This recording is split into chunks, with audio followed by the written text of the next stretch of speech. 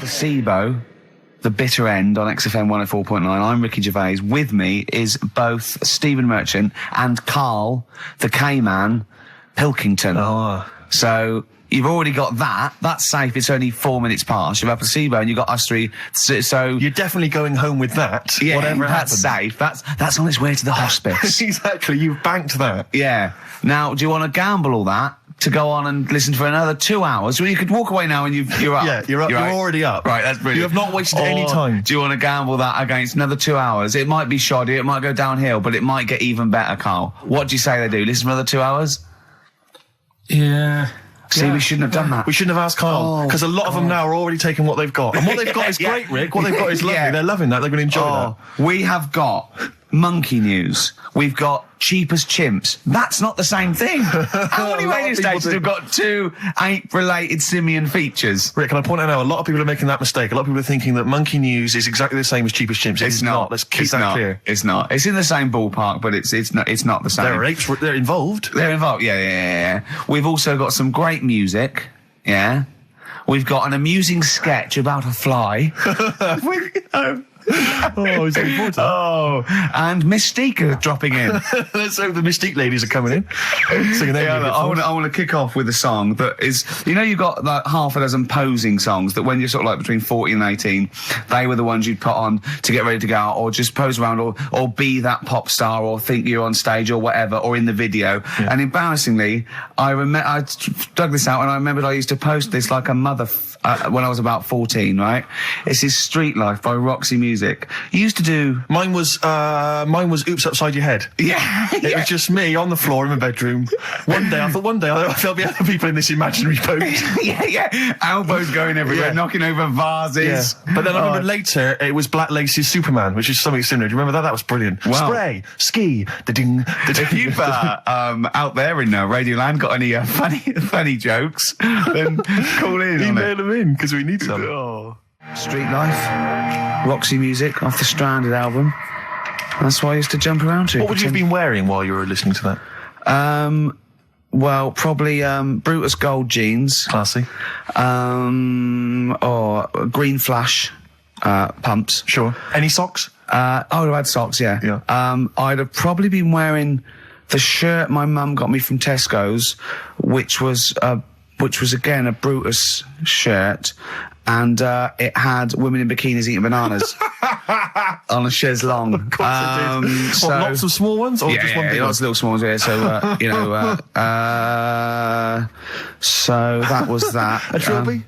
I didn't wear a trilby. Did you have a toy with a trilby? I remember when I went on holiday about that time, and I was about 14. My older brother had this leather jacket, and I was on the beach. Just in my shorts and that, and I went to get an ice cream or something. I said, "Can I borrow a jacket?" And I put his jacket on, and I was frozen on the beach, thinking they are all looking at me because I look so good. And I also had a straw Stetson, and I really thought, I'm turning into quite a man. Yes, I'm quite a catch. Yeah. Just thinking, they're looking, going, "Who's that dude? Is he American? Is it? Hold on, has he just come from?" Some sort of rodeo. Wait a minute, I'm in a bikini and I like bananas. I could be the woman for him. Oh dear. What was that? Didn't you have a t-shirt or a jacket or something you wore to university that was pretty classy? Didn't it have like some foul language on it or something? What was that?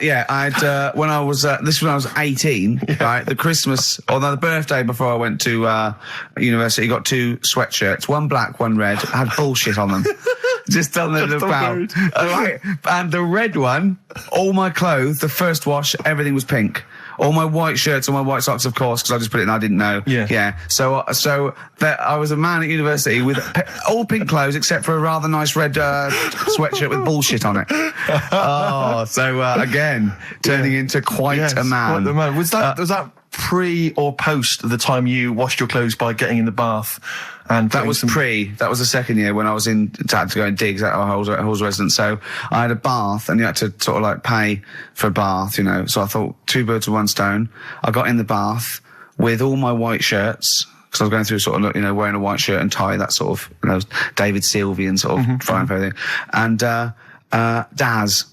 And I just wriggled around in it. Oh, God. I washed myself. It's quite a good exfoliant. I didn't do it again because it was sort of not good for the skin, Daz. Quite sore, is it, around the sort of the groins regions? Yeah. So there you go. Roxy Music and Street Life. Carl. Thoughts? I just was working out time, really.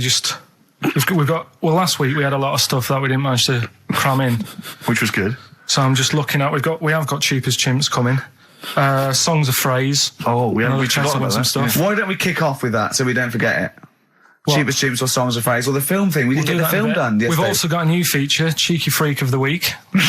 Incidentally, I should just point out now that someone has, Ashley Phillips has emailed in, because obviously with Songs of Phrase, what Carl does, for those who have not heard it, he takes a phrase that you might hear commonly on the show, and then he uses various There's this songs. hairy Chinese kid. Was the one you we never kicked off seen an old bloke eating a Mars bar. And as I say, he uses different chunks of songs and he makes up that phrase. And so he has made some suggestions here, Carl, because he thinks that the more common "Carl, you're an idiot, fool," etc., perhaps a little overheard, he'd like to maybe hear "Carl, pause, I don't know where to start," which is a common one from Ricky. "Carl, which bit of that do you actually think is true?"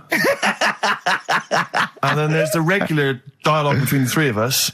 "Carl, well, you know, it could happen." Me, sure. Ricky, no, Carl, it could never happen. Not now, not ever. You're an idiot, play a record. So maybe some of those you could use A lot of next songs time. there. Well, will we get it going then for right. today? Yeah. This week we're. Do you remember the story about my auntie having wind for 5 minutes? Yeah. Your auntie, was it your auntie Nora? Auntie Nora, she was on a lot of medication and stuff, and I think that's a side effect comes with it. So she had wind for 5 minutes. So I thought we'd dig that one out. Okay. Classic line. Me auntie had wind for 5 minutes. Okay. So I've got loads of songs here. How many is that? Me auntie had wind for 5 minutes. 7 tracks. Oh, that's tricky. Why do 7. you learn? Okay, so you need to identify, if you can be bothered, the artists. Yeah, we'll that's do what we're artists. after, isn't it? All right. Okay. Let's go. My auntie had wind.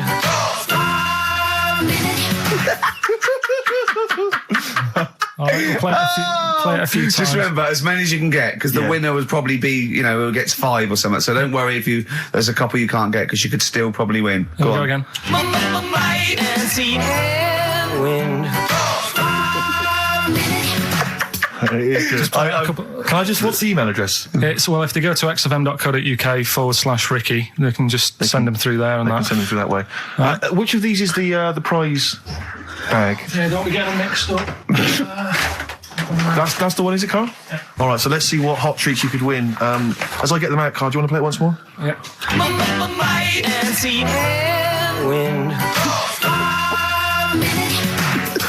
I recognise all of them except one.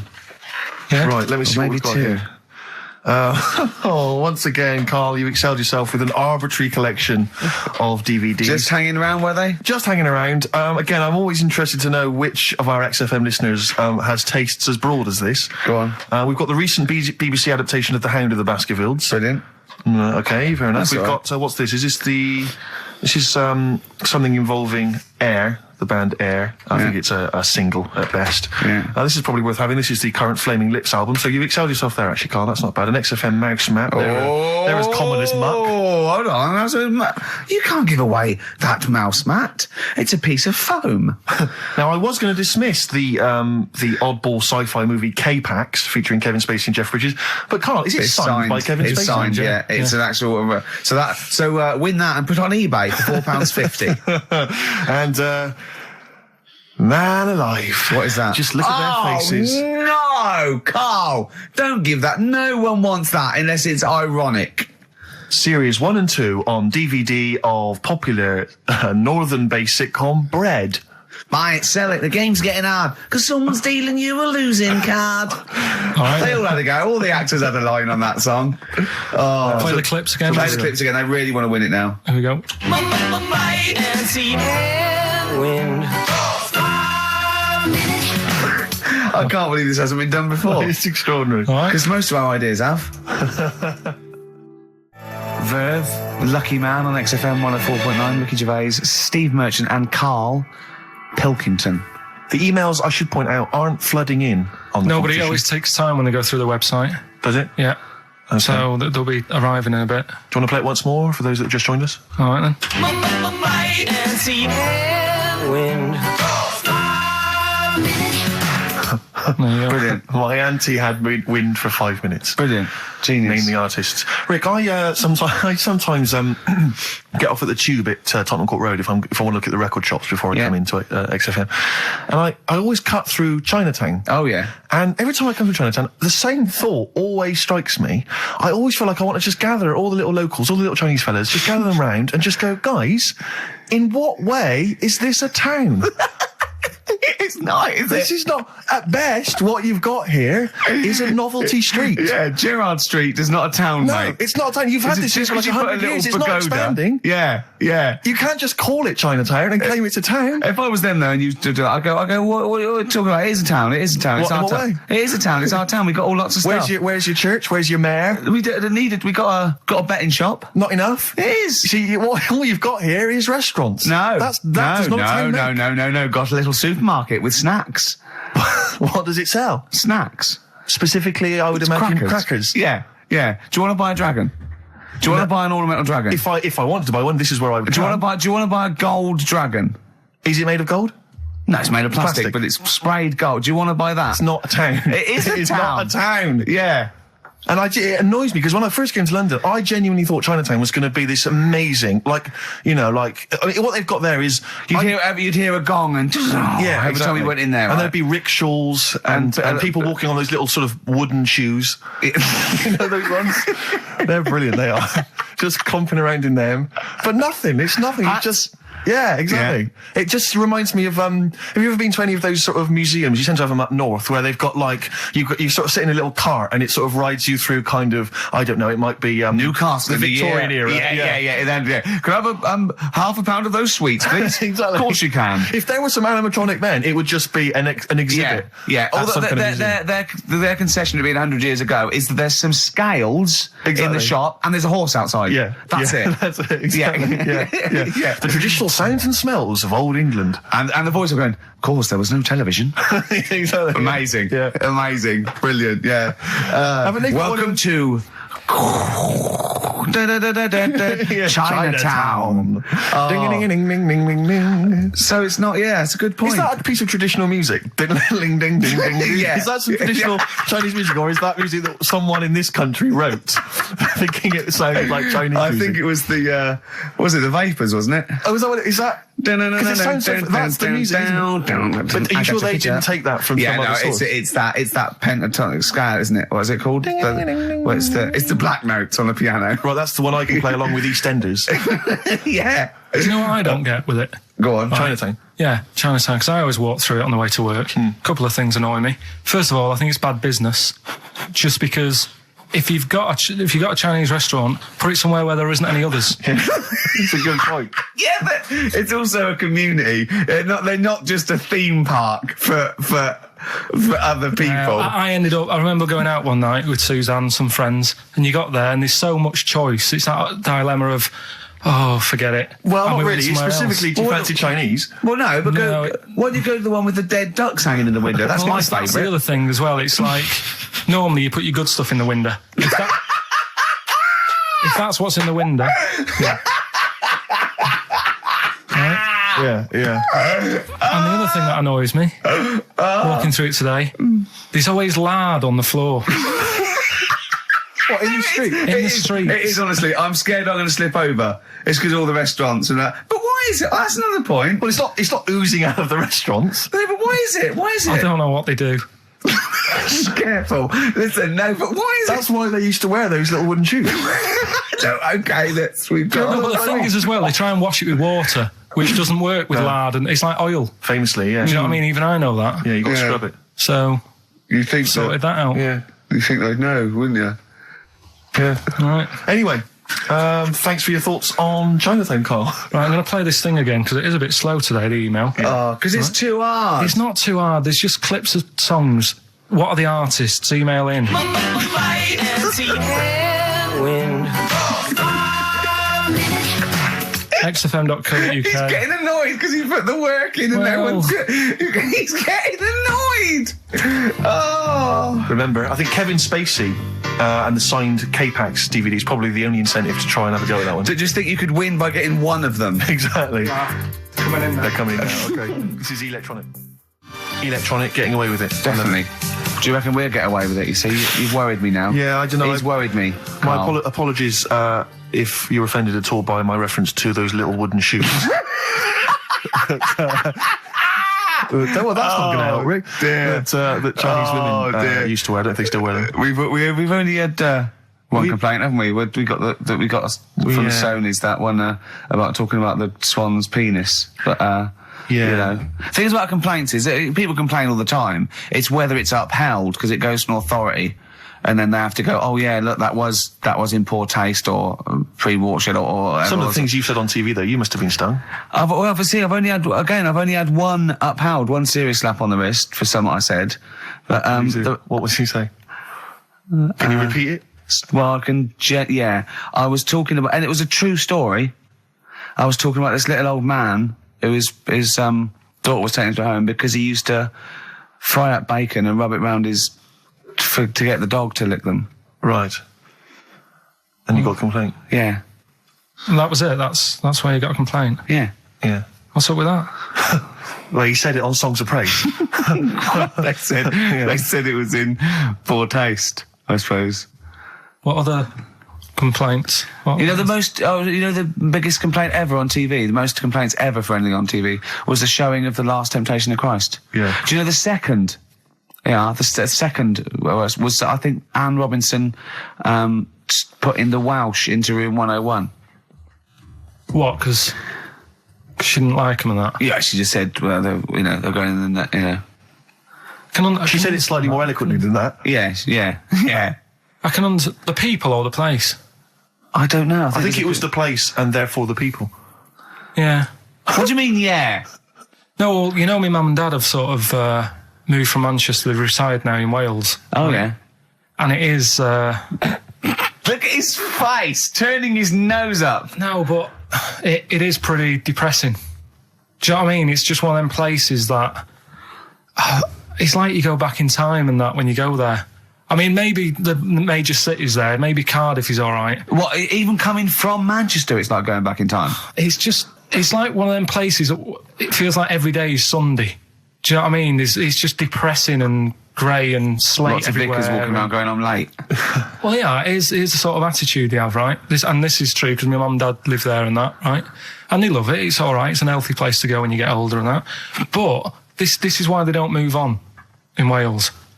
Well, I'd just like to make another sorry to any Welsh people listening. We're not saying you don't move on. Carl is. No, but... Sorry about the little Chinese shoes again. The thing as well. is, it's good that, in a way, that they do that, and they don't want to be, like, rushing about everywhere, because the way London isn't that great either, is it? Because it's totally opposite here, right? Yeah. So I'm not having a go. It is a bit dull. I think even people who live there will agree with me, right?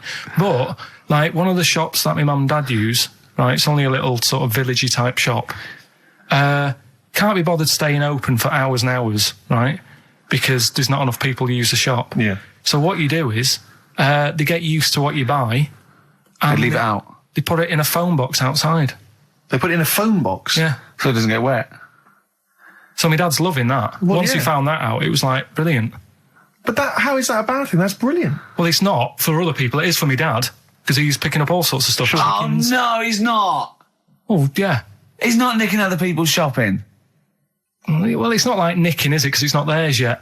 Oh, and you've stitched him up on radio. Well, of course, because they're going to think, who is there in town with a Manc accent who keeps making phone calls and is getting fatter? Yeah. That's You've stitched him I right love up that. there, I love that your dad was excited when he found out. I can't believe that he's moved there. He's retired to this little village where it's based on trust and community, and he is abusing it. He's using his scally Manc ways. Bloody hell, Lakers. There's no bread again. There's old women going hungry. Yeah. Their cats aren't getting fed. And your father is just, that's obscene. That's obscene. Oh, I think it's Die Thief. That fella from Manchester. I don't even think they've got Sky there yet, have they? They can't listen. They won't know what's... I think you stitched him right up. I hope you have, actually. I hope he goes down for it. I hope he's hounded out of the community like Frankenstein's monster. Yeah. They should get burning torches, go up to the Set fire mansion. to his cottage. Yeah. Exactly. Right, well... He's out of the choir. Yeah. Bit of Streets. Yeah.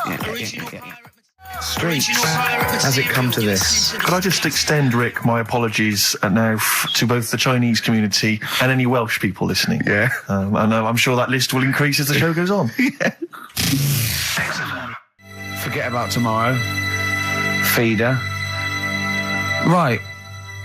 Listener, I'm talking to you now. Have you seen these posters around with me and Steve on it, right? It's embarrassing, right? We were mucking around at a photo session and XFM wanted to do some posters. We couldn't be bothered to do them again, so we let them have this one. Irony comes back to haunt you, and it looks like I think I'm Simon Temper or something, and Steve's alright. But we think that Karl should be in it. Definitely. Karl doesn't want to be in it, but it looks like everyone listens to this show for Karl's basically, innocent stupidity and some great tracks. Exactly. They don't listen for us anymore, No. Steve. So I think it should be a campaign to get Karl on the poster. Yeah. Well, I should point out that I think XFM are more than happy to have him on the poster. So it's just him. You don't want to be on there, do you? There's no need for me to be on it. Of course there is. Why not? I get so many emails here as I'm sat during the show reading them. So many emails saying, what does Karl look like? Well, I if want they pictures of Karl. go to xfm.co.uk/Ricky, we've got those film bits on there, those video mock-ups where I'm part of it. You can sort of... That's not see it enough, on there. Karl. People want to see your face. You're part of the show. Not You're an bothered. intrinsic part of the show. Yeah. Yeah, we'll get you on the poster. Why? It'll be too much on a poster. They can only take in so much. What do you mean? They can only It's take in good. so much. Yeah, it's good with two people. No. It's enough. So what do groups do then? Well, they haven't... It's like Ringo Starr is being left off the cover of Sgt. Pepper. Yeah. Or Rutherford doesn't get in a look in with Genesis. Exactly. Well, You know, Which would be outrageous. yeah. I'll say, sorry, Tony Banks, you can't be in this one. Yeah. It's just me and you will be very. You see, you look like the Collins, so yeah, you've but got to be in I there. don't photograph that well either. You're joking. Is it because the you look like a little cue ball because it just shines off the But top? a lot of people as well, you should dispel the myth. A lot of people think for some reason that you're fat. A lot of people say to me, is he fat? No, but that's because I haven't got much hair, so it looks like my head's big. No, they haven't even seen you. They just think from listening to the show that you're fat. That's because you're northern. They think you just eat chips Yeah. and complain about the weather, Well, complain about the south. I just think you could answer a lot of your critics. but then you see what I don't like about this world. A lot of people judge people on the way they look. Yeah. Oh, Like you do. If only more people thought like that, Steve. But Karl, you judge people on the way they look. Yeah, I know. That's what I mean. But I couldn't with me, could I? Because I don't know what I look like. What? If I was listening to me on the radio, I wouldn't be able to say, oh, he's a, and slag me off and that, because I don't know what I look like. And I quite like that. Do you know what I mean? I lost. I don't know what Absolutely you're talking about. lost. Just believe me, right? I'm right on this one.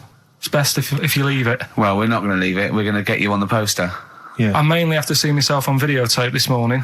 That's put me I even showed more him. off. The animal show I did, the show. Yes. I'm doing a video, and I did behind the scenes footage, and I've got you've seen it, haven't you? I feel a bit of Karl on there, isn't there? Yeah, It's great. yeah. It's lovely. He can't believe it. He said, "Is it playing slow?" Because he's so slow. When I come into the office, he's going, "All right."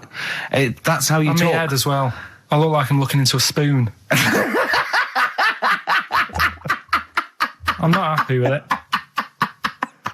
I just think that if we're willing if Ricky's willing to use his celebrity profile for the sake of the show, Yeah. I'm willing to look like let's say a fairly handsome, kind of cool customer. I think the very least, Karl, is that you appear on there as well. You could dress up smart. Are you worried that you'll look the worst out of all three of us? Who am I standing next to? I'm next to Steve. I'm fairly confident. Yeah. I like the way it's so predictable. You pull the string because you know what it is. It's You pull the string. what were we talking about before? I was to tell you, the most complaints ever. The Last Temptation of Christ. I haven't seen it. What was it? It's Scorsese, isn't it? It's Martin Scorsese, and I've bought the film actually recently because I was intrigued to see it, but I've not actually watched it. But from what I understand, the reason that it was so outrageous is because it has a whole sequence which shows what it would be like if Jesus had lived his life and not martyred himself on the cross, but lived his life as a human being, part of which is him having sex. And so I think that was chiefly what the outrage was, that it was showing this godly man to be, as human as he was supposedly, because he's supposed to be human as well. So that's the reason. That was the reason that there was complaints there. I don't know. I haven't seen the film. I can't say. You see him, do you? You see him having sex, I think, yes. Although it is an actor, Carl. Yeah, it's not actually Jesus Christ. It's not the real. It's not the real Robert Powell. No, it's an actor playing Robert Powell. Is that, you see, sex on films and all that, right? When I was growing up, I'd be watching.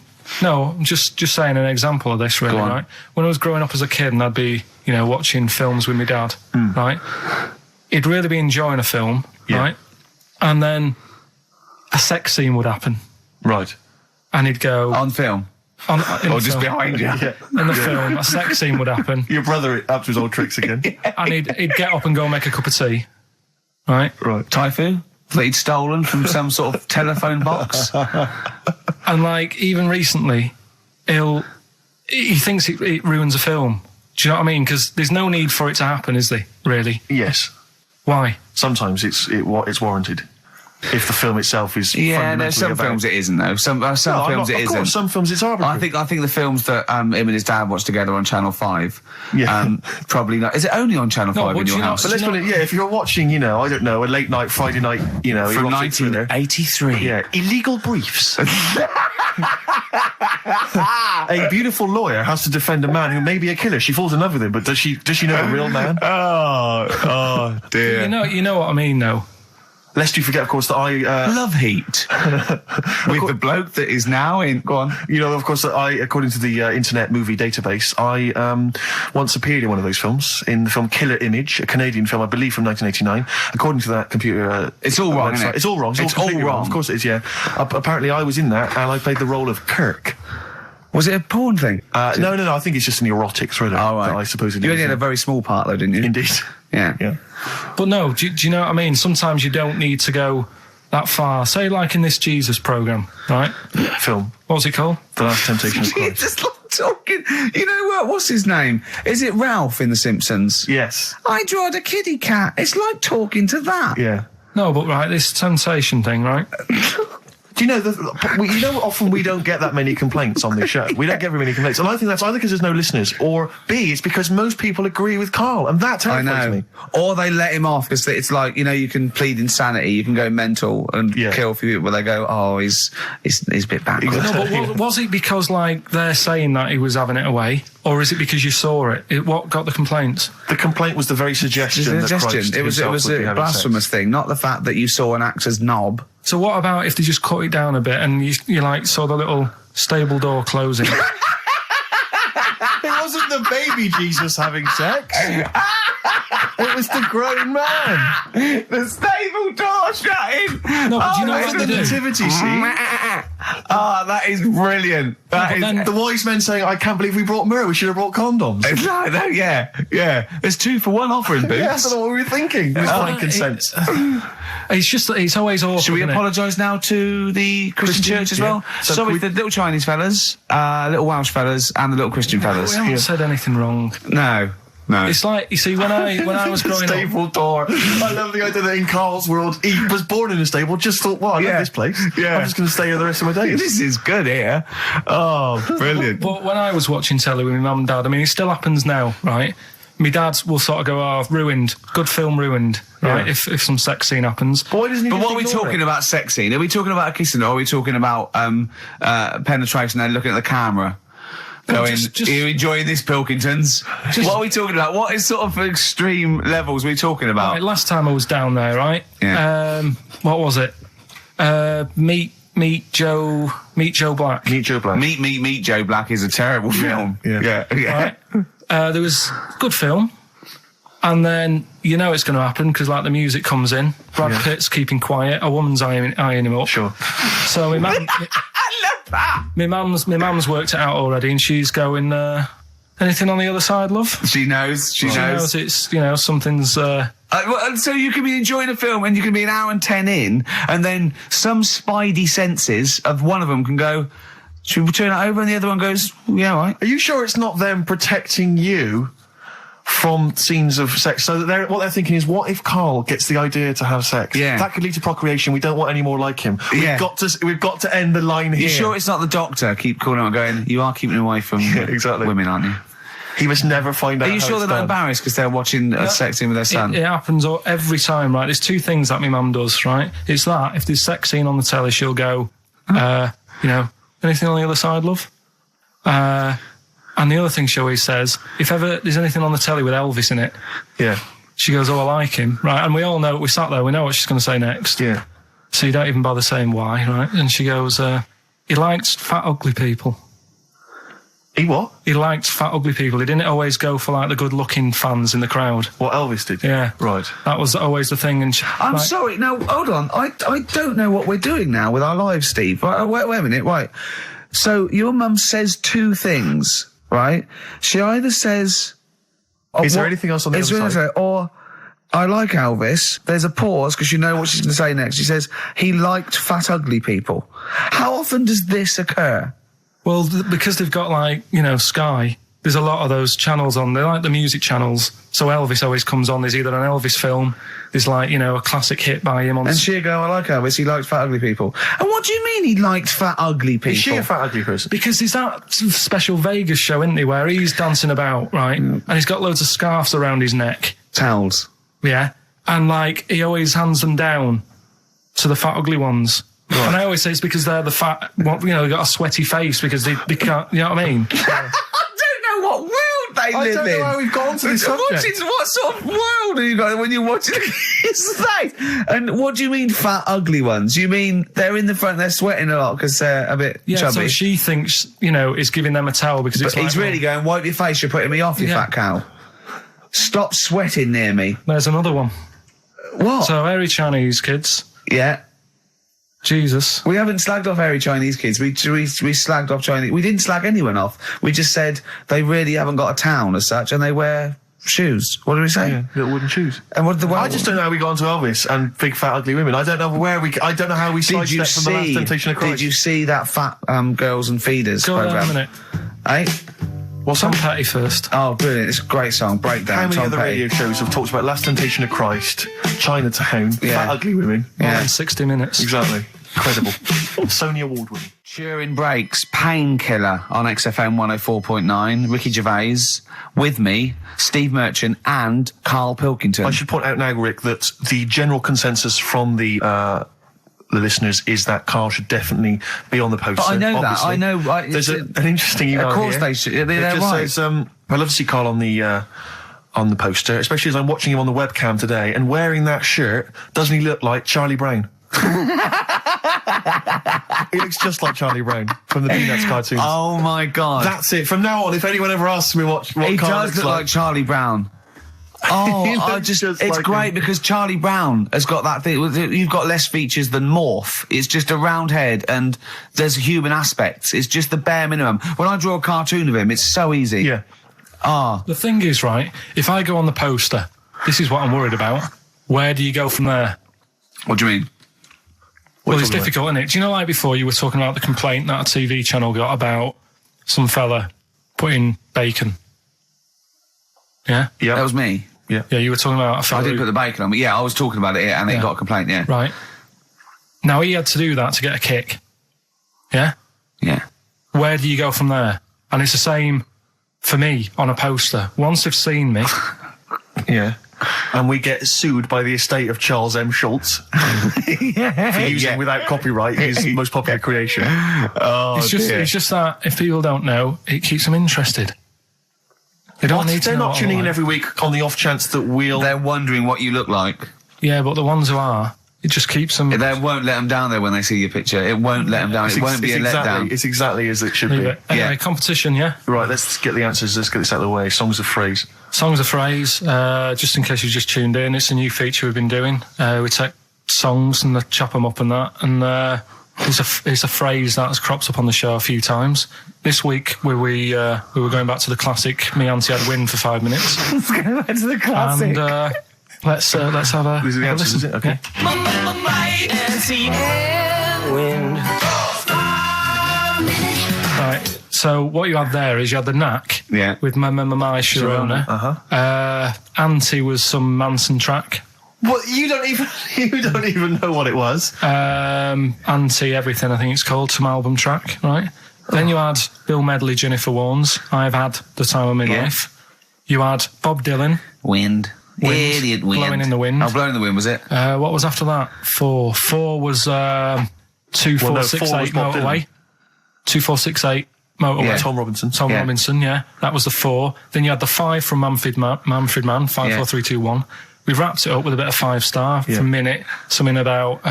Can't wait. Can't wait another minute. So... They're the answers. Yeah, we're looking for someone who... I don't think we got anyone who had them all right. But Nobody got all 7, although in your little answer list then you only listed 6 because you got your numbers went out of sync in your own brain. Well done. Once again, smooth. I tell you what, Carl, why don't you next week at least write down the answers for yourself? Don't need to. Well, you clearly do because you just embarrassed yourself. Don't need to. You've proved that you do. Right, okay. Anyway, well done. I'm going to give it to Paul Tier. PJ Tier, because he got 5 of the 7 correct. Well done. So he gets... And he's getting that signed Kevin Spacey Yeah, DVD. if you can just email us your address as well and get them off to you today. All right. Brilliant. That's what you're dealing with. So you've done that competition, that's been put to bed. Let's have a great tune, Rick, and then what else we got? We got some monkey news? We've got monkey news. We've got Cheap as Chimps. We're doing the film thing. Right. Got the film thing. What film is it this week? Silence of the Lambs. You can be owning that by 3 o'clock on VHS. Is it about $4.99? Is it? Thereabouts. 20th century boy. Come on, Mark. Some people want a 21st century boy these days. Mark Bowden there. A little bit out of date on XFM 104.9. Ricky Gervais, Steve Merchant, Karl Pilkington. Right, it's that time again, isn't it? Monkey news. Yeah, monkey news. Oh, monkey news. Right, if you're a new listener, this is where we do a bit of monkey news.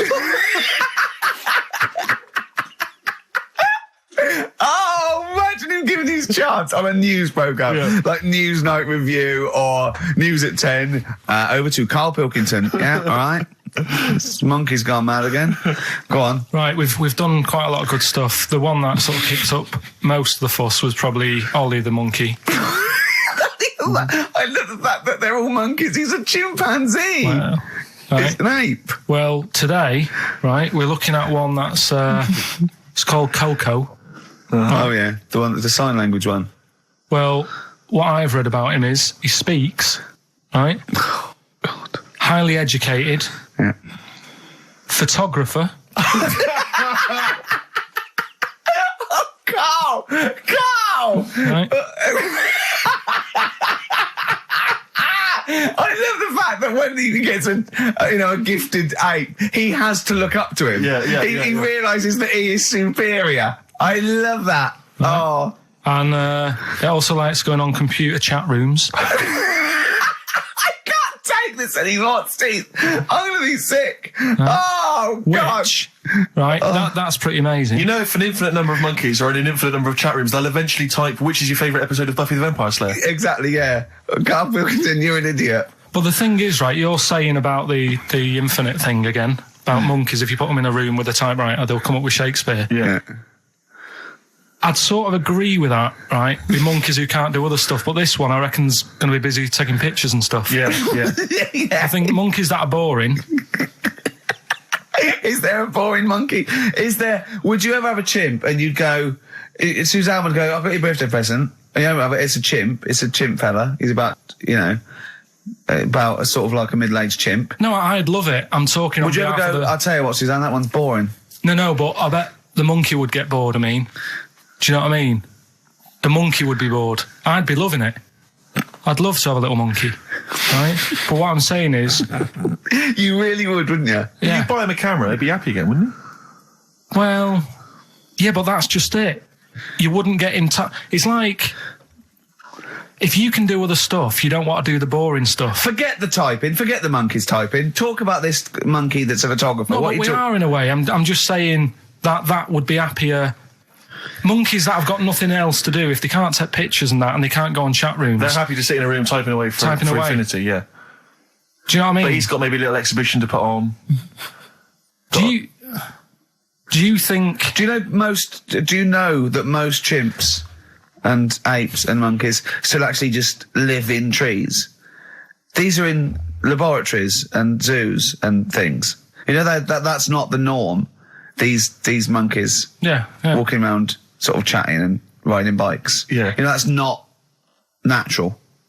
Exactly. No, I know, but if you left a bike in the jungle and then came back a few years later, there wouldn't be monkeys riding around on it and a book. If you left a bike with a book in the basket, right, and you went away for 10 years and you came back, there wouldn't be a whole new transport system and schools. No. They'd eat it. They'd throw it round and eat it. All right, then, so what you're saying is you can't... You see, what I think is, right, and don't take this the wrong way in that, right, Stephen Hawking, Yes. right, now he had a bad illness. Now, I wonder if he'd be as bright as he is if he didn't have that. Right. Because he's had time to sit down, he's like, well, what can I do? Yeah. They've gone give him a book. And he read it. I like that. Give us another one. Yes. He's got a lot of time on his hands. Yes. Now, what I'm saying is monkeys... Yeah, Right. This one here, Coco, which I think was a gorilla, Right. right? That wouldn't have been happy on a little keyboard, just doing that all day, away. because it'd be going, well, I could be out taking pictures. Sure. Play a record! Yeah. Do you know what I mean? Play a record! Yeah. Done. You're an idiot! There it was. There's the catchphrase. Once more. He is! He's an idiot! Sure. Athlete, El Salvador, on XFM 104.9. I'm Ricky Gervais. With me, the amazing Steve Merchant and the incredible Karl Pilkington. All right? Right, we've done that. Monkey news. Right, straight. Let's hit them dead. Let's go straight with cheap as chimps, Karl. Right, well, this will probably finish today, to be honest. Oh, right? Because what if we looked at it, cheap as chimps, we found out that... They eat one banana. Next, go on, do this one. banana a day and that. Yeah, that's right, it, brilliant. So what... It was a long-running feature, go on. What? Sorry, can I just ask again, what are the rules with cheapest chimps? It's just, if you wanted a chimp, how much would it sort of cost you? Brilliant. Title come first? So, yeah, as always, that's the way they do it, right? Cheap as chimps. I thought I'll go online and see, if I could buy one. How much do you reckon? £6,000. To buy a chimp? Yeah. Oh no, ridiculous amount. Where can you buy them from? What sources? You shouldn't be able to buy them. eBay. What do you mean, buy a chimp? From who? There was this website that was selling stuff. What you could actually What are you talking about? Right, here we go then, right? I looked at it. Here's some of the other animals that were on there. No, wait a minute. What, are these poachers? I don't know. What, the zoos that got bored with them? Where can you buy a chimp? I don't want to give it a plug. Right, Some go on website, then. right? So what are the other animals available? Right, well, that'll give you some prices with the other animals, then you can try and work out if it's cheap as chimps, right? So, right, a camel. What do you reckon? £25,000. Right, $8,000 for a camel, right? Sloth, 40 quid. $3,000. Right. Last one, Bengal tiger, Oh, that's got to be pricey. $12,000. $1,800. What? Yeah. Carl, this is an awful website. That can't be true, mate. Right, That's so awful. a chimp, Well, a chimp, $5,000. I'm going to go with $1,000. 55,000. What? Yeah. That doesn't make sense. It's mad, isn't it? Yeah. So, But I don't know what to say because this is rubbish anyway. What website can you buy? Okay, get me a tiger. Here's $1,000. Get me a tiger. well, I don't know You're an idiot. if postage and packages and... Sorry, so where does the cheapest chimps element come in? Well, that's sort Aren't you of supposed to rounds it up. shout, it's cheapest chimps at the end? Well, it isn't. That's why I want to finish the feature. I don't know what is the cheapest chimps. This is amazing. This is amazing broadcasting. So, We're up for a Sony Award, aren't we? I hope they're listening because it's ours. Yeah. With features like Cheap as Chips, it's ending because they're not. It's in the bag. And do you remember? Here's Athlete. Can't stop the Red Hot Chili Peppers. Well, I've got news for you boys. I don't want to stop you. I love your funk rock fusion. Word of warning, no nudity. Repeat, no nudity at this gig. I do it like you. I think you should host a whole show like that. It's lovely. So, have you ever done any DJ, like proper DJ, like in a pub or a club? Because I know Carl had his own. I had my own disco when I was a kid. Yeah, not proper. I had a gig once when I had to. It was 2 nights a week in the local pub.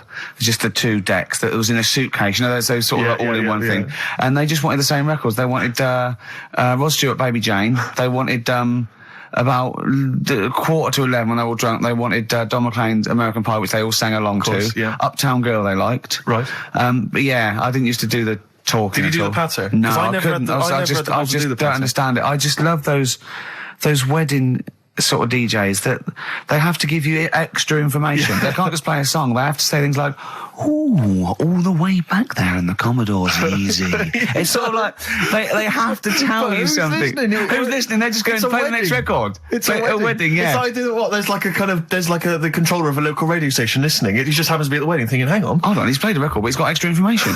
Well, they should do useful things at a wedding. Like, will the overweight aunt in the purple dress please now take the floor with little unfortunate kid and let him hop around? As the dance floor is currently empty, will any 8-year-old boys wearing those tiny tuxedos please slide across the dance floor on their knees? Until they are taken home and put to bed early. I went to one once. And the bloke who'd hired it went to the DJ, and this DJ that had come with this sort of party wanted a 70s disco, and he looked like Woody Allen, right? And I was sure he used to be a gentleman's outfitters, like, and he said, "Oh, I wanted a 70s disco," and he went, "Well, I've got Bicycle Race by Queen lined up, I've got ELO, and I've got Cliff We Don't Talk Anymore." So, and he went, "Well, I went sort of more disco." He went, "I don't really want to blow All Me Earth, Wind and Fire before 10. But it's like all planned. There is a rule. There are rules. Will the 17-year-old girl who's dressed like Avril Lavigne please tut loudly because I still haven't played anything by Linkin Park? Will the 45-year-old woman recently divorced please cry now? Yeah, please cry now. Please cry now because it's clear you're never going to find another man.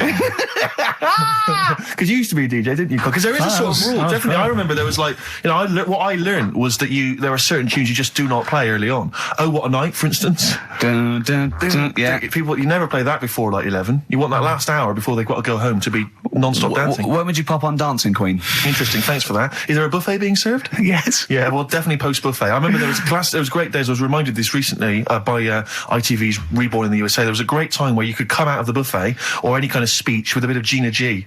I remember there was a great period for a couple of years where that was always a barnstormer. Sure. Sadly, no longer the case. What about, because the danger is, of course, you go back to the 70s, maybe you got Dancing Queen, but how many do you play before you come into the 80s with perhaps Billie Jean? Or Soft Cell? Soft Cell's always a classic, yeah. I'd love to hear that. And, because there's always controversy now, as to whether Love Shack is overplayed. I know that's a big discussion now. I've never liked it. I just will any 35-year-old men please now dance ironically to Bombastic in the vain hope that someone would actually find them attractive. Love Shack? Oh no, never liked Come it. on, Eileen? I never. Yeah, all right. I just never liked any records that with a hint of novelty about them. They are popular though. They're floor fillers. I hate them. You haven't done DJ now, have you? Exactly. What do you mean? Singing on the other side of your face. Have you? Yeah. Have you? Yeah. You didn't play Dexter's Midnight Runners? Probably. Yeah. Yeah, I mean, I didn't plan it out that much when I did it. It was like, I knew I had the tights and cigars to give away. Yeah. Which he stole from his parents' bedroom beforehand. Yeah. Why were you giving away stuff at a disco anyway? Why are you just playing records? Because people liked it, didn't they? If it wasn't... It hasn't changed. We're doing this.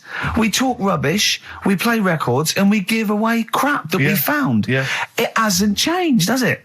And, so I had some good times. I mean, for people who haven't been listening all the time, it was called Pilky's Making Music. Yeah, It was like Pilkington, and my mate was called something Making, and the music was what we played, right?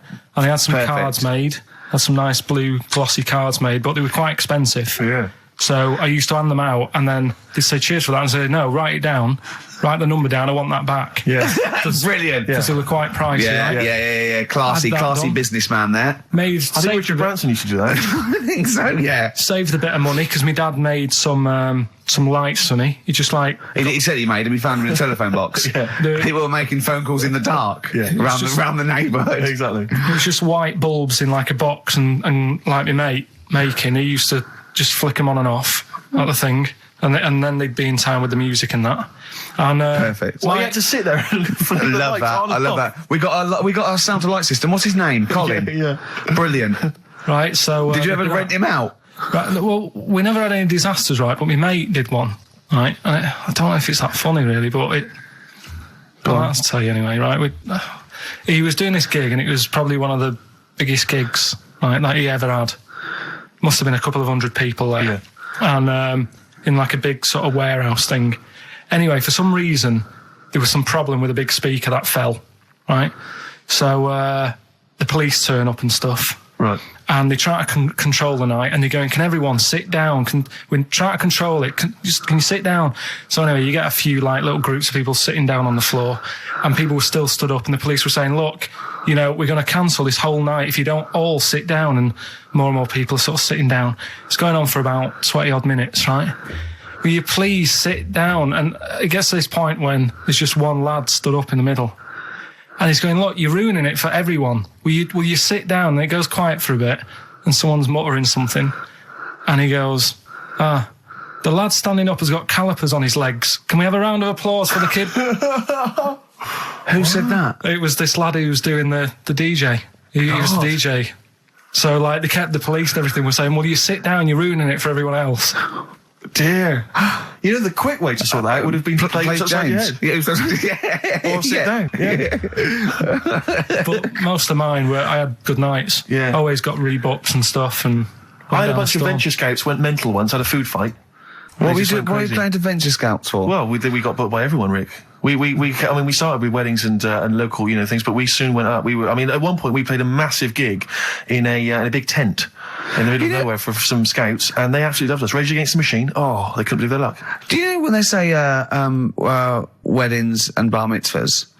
Do they get a lot of discos playing bar mitzvahs? Is that a big? I don't know. So. What happens at a bar mitzvah? Well, I've never been to a bar mitzvah. Could someone phone in if you had a little bar mitzvah?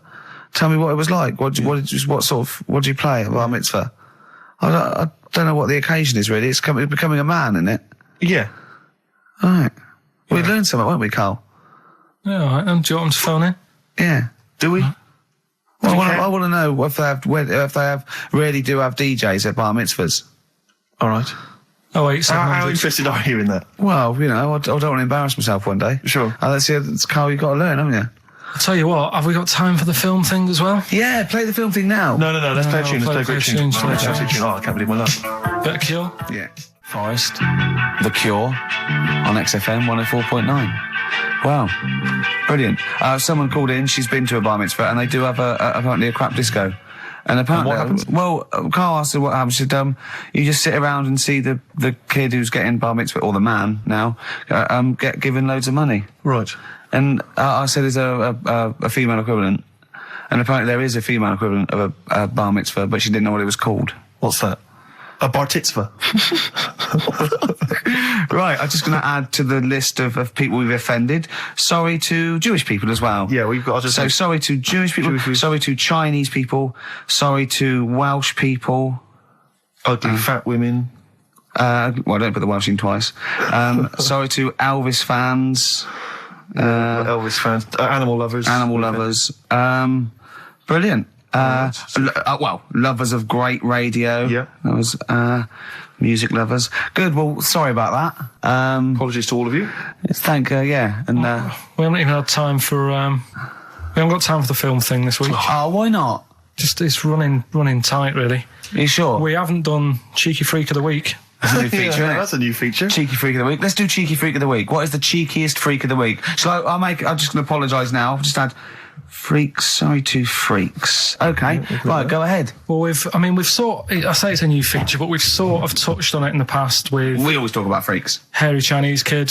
Yeah. We've had the Pillow Man. Yeah. Oh, you called a draft excluder? Just make a note of that, would you, Rick, on the Yeah. list? People without arms and legs. But at least, you see, the Pillow Man, what do you picture? Because I was saying to Ricky in the week, right, I'm a great fan of the Elephant Man.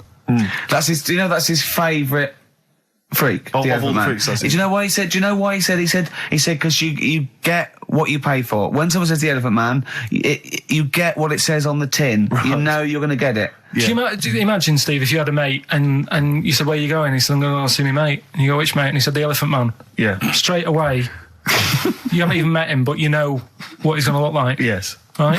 That's what I like about that. Hairy Chinese kid. Yeah, you know what you're going to Pillow Man. Yeah. get. Not so good. What does that mean? It could be one of those big fat things on that show, couldn't it? A big pillow, like a. Yeah.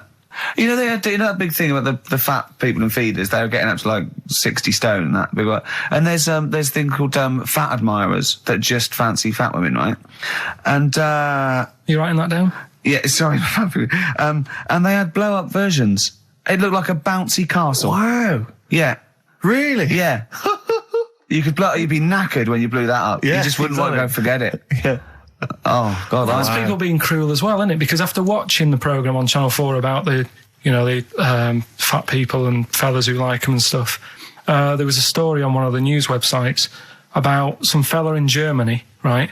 He was a big fella, must have been about 50 stone, and he fell over, right?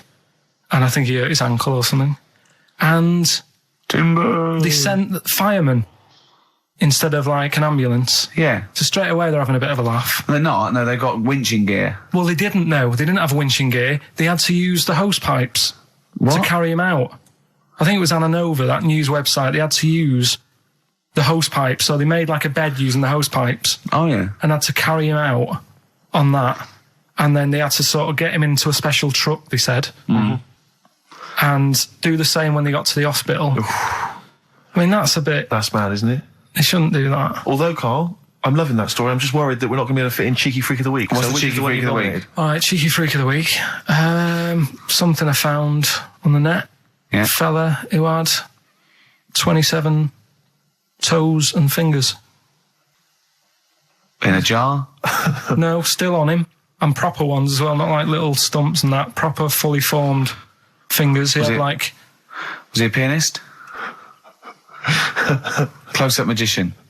I don't know what he did. He just said that he was... Cat's cradle professional. Did he ever work on finger bobs? He was saying in the week, For the crowd scenes. I'm now going to do Braveheart. yeah. He said about the Elephant Man. He said, I want to do a thing right with freaks where it's good and bad. He went, what you said? The pro about him is What about the fella with loads of fingers? Or no, the Elephant Man. Well, He said the bad thing is he stretches his jumpers. When he puts them on. Yeah. And what's the good thing? sort of, he never gets up and goes, oh, my hair's a bit of a mess today. No. He's always having another bad face day. I'd like to complain about this head and shoulders. You're taking the piss. Yeah. Oh, dear. So that's freaky. Didn't you see an elephant woman in Manchester? Yeah, leave that. What do you mean, leave it? No, because it is sad. I know it's sad, but I mean, I don't know what my next sentence is. No, people always That think, should be the end.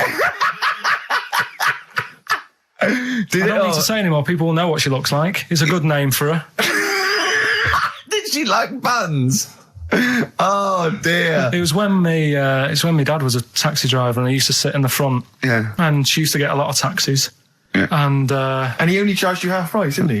He was a good guy. Well, the bad thing is as well with people like that, you don't want to offend them because they never forget. Oh, go! But, Go, Pilkington. I was sat in the front of the cab and my dad goes, right, we're going to go and pick I can't even tell you the name. He's it's just evil. Right? What do you mean? No, leave it. So she's got... No, Carl, please. tell me what he said. No. You've already stitched him up. He's Stephen things from Little Welsh I don't Fellas. care. Right, what did he call her? Steve, back No, up on this. I really Carl, don't want to be to... fair, our opinion of him is already pretty low. Look, tell me what he said. No, it's not. I'm scared of what my dad gets. It's the person who's got the She's thing not wrong. listening, is she? Well, her headphones wouldn't fit on her head. Tell me what he called her. I don't want to. Tell me what he called her, Carl. I'm getting angry, man. Tell me what he called her. No, I'll leave that. Honestly, Tell me what he... It doesn't matter. Tell me what he called her. Carl, just... I'm going to go... Seriously, I want to know what he called her. Right, you're not going to stop this show. We're not doing the next show until you tell me what he called her. What did your father call the elephant head woman? Tell me. Spudhead. How old were you? I don't know, about 9. So did you expect to see a potato with a dress? He did sort of, again, it's a good name. Do you know what I mean? I had an idea of what it was going to be about, and he said, do you want to stay in the car, take you home, because you can't... Spudheads, you got lovely eyes. Can't. Come on, man. That's it, by the way. Is that all of it? Cheers. Bye. Brilliant. Well, let's end with LL Cool J. Magnificent. Yeah. See you next week. What? Ricky and Steve are here. Karl Pilkington is away today, so Mr. Ian Cantfield. Stop it! This is my signing off link. Right, look, I'm running into your show now and it's your fault. Mr. Ian Cantfield's with Ricky and Steve today. Jimmy Carr's on X-List duty tomorrow. If you didn't get a request in, I'll see you 10 o'clock next Saturday. Merry Christmas. Comfort and Sound by Feeder on XFM 104.9. I'm Ricky Gervais. With me, Stephen Merchant. Hello there. But no Karl Pilkington. No He's Karl. in Lanzarote. Lanzarote, But as we we have speak. got a very, very special stand-in. It's Camfield. Say hello. I'm so excited to be here. It's Yeah. been, the things I've learned in the last 10 minutes before we've even gone on air. Like, you Yeah. don't have a theme tune. I don't have a theme tune. I don't wear headphones. Exactly. Ian wears headphones with a preamp. He's got 3 midgets just brought in his back line. Yeah. Right? They're called Dog, Mongo and Blitzkrieg. Look, Blitzkrieg is up there, like eating a banana. Yeah. He is the king of rock, the new king of rock. Well, a lot of people- the prince, he's the prince of rock. Obviously, Vance is the king of rock. But we'll be doing that, we're working out who. Over this, and by the way, Camfield, I don't want the Ian Camfield that does XFM and going, and it's fast approaching 1:23, here's Ash. I want the Camfield that goes, I snorted ants with Lemmy. Okay? So, we want the real Camfield.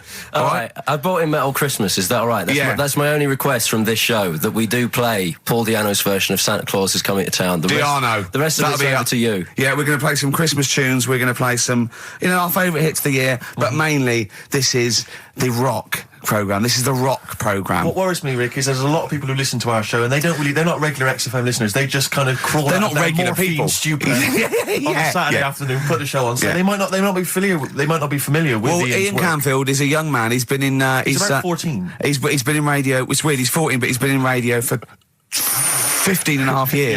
Yeah, extraordinary. He was weaned on the milk of a Vance. Yeah. Right? And he's going to be the new rock god, aren't you? Well, I'm trying. Yeah. No DJ Camfield. Just go, yeah. Right? And over the 2 hours, I want to work out the 4 pillars of rock, right? I want 4 names, 4 pillars of rock, right? Huge rock pillars. And then I want the king who stands astride them like the archangel of metal. So we'll be asking Ian, every few minutes we'll be asking, right, who's your first pillar of rock? And then, keeping the one that stands astride them. Okay? And how many do we need? Well, we need 5 names then, don't we? The 4 pillars of rock and who stands astride them. Right, okay. Like the Overlord with these Axe Attack albums. Yeah. Yeah. This is Oasis. Christmas. Oasis doing their version of Merry Christmas, everyone. It's Christmas. It seems only appropriate that we play the occasional Christmas tune. There aren't many decent ones. We will be playing the greatest, not just Christmas, one of the greatest songs of all time, but certainly the greatest Christmas tune of all time, Fairy Tale in New York. Is that going to be the version done by what's his name out of Boyzone? Has he done one? Yeah. Who's- Because he's what- lived the hard rock and roll life. Who? Like What's his Miguel. name? What is his name? Ronan Keating? Yeah. He wasn't bad on Room 101, actually. I think he's lightened up a little bit. Good luck to him. Yeah. Yeah, I did as well. Yeah. A lot of people ask me, Camfield, I'm sure you can you've probably got experiences of your own that you might want to talk about, but people ask me what Ricky's like in real life. And I don't want to get grotesque. It's Christmas, people are listening, people are eating sandwiches, but he has a flatulence problem. I don't know if you're aware of this. It is. It's not a problem. Right. Well, it is for us. It is for us. Yeah. You may not. Yeah. I think the problem with Ricky is Ricky hates to miss out on anything. He's terrified that there's going to be something going on that he's missing out on, a conversation, a joke, someone falling over, you know. And so he daren't spend any time in the lavatory because it's too any period of time he spends in there, he could be missing out on some fun. So he kind of tries to get his lavatory, you know, occupying time down to a minimum, an absolute minimum. Plenty of pissing. There's loads of that, but none of the other activity. Really, I mean, you keep that. Really, it's like you're in, you're out, and sometimes I don't think you've done the full job, Rick. Yeah. And today, I tell you this, my eyes were bleeding. It's intense. It's just a word of warning because the kitchen at XFM is out of bounds now.